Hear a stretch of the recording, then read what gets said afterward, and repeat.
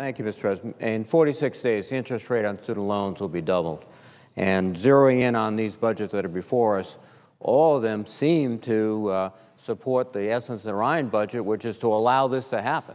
In fact, the Ryan budget in the House not only allowed a doubling of student interest rates, it also would eliminate the in-school interest subsidy for student loans, putting middle-class families at a particularly severe disadvantage.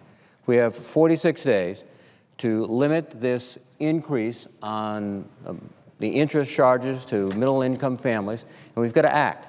We have seen denial, delay, disruption. We haven't seen cooperation that we need to help these families throughout this country.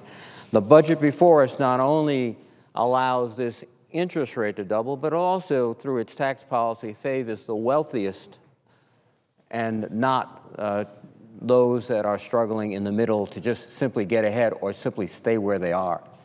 One of the other interest aspects of the proposal is that as you look at this student rate interest doubling, my colleagues on the other side have said, well, we'll do it, we're for it. But again, I ask yourself, if they're for it, why are they voting for budgets, several budgets today, that would, in fact, support the doubling? It seems to be an incongruity that I can't understand. In addition to that, they say, well, if we're going to go ahead and eliminate this doubling of the rate, let's do it by paying for it for the prevention fund, which is a program, I think, over time for health care, is not only going to help families all across this country, but it's going to begin to do what we've all said we have to do, bend that cost curve for health care.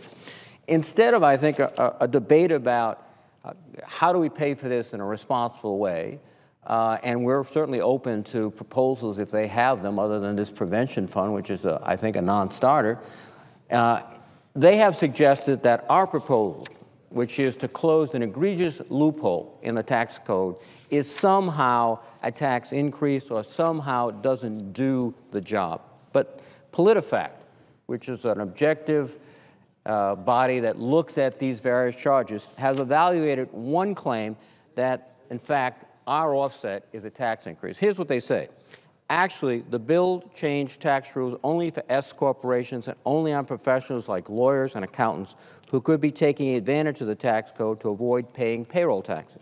The Democrats took the additional step of saying the rule change would only apply to individuals who report more than $200,000 in income.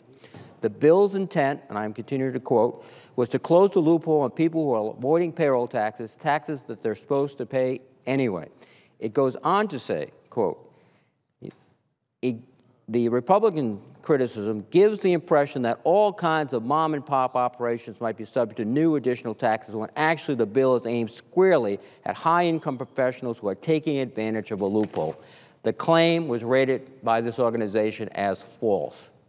We are closing a loophole that benefits the wealthy and some of those powerful interests in this country in order to allow middle-income families to send their children to school. I can't think of anything more sensible, anything more fair, anything that has to be done. And I'll just return to the final point about these budgets.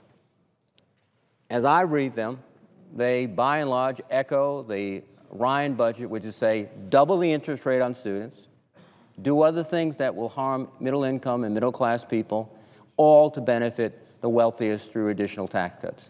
That's not good fiscal policy. It's not good educational policy. It's not good policy for growth for this country, because we have to invest in education, and it's not fair. And I would hope we reject them. With that, Mr. President, I would yield the floor.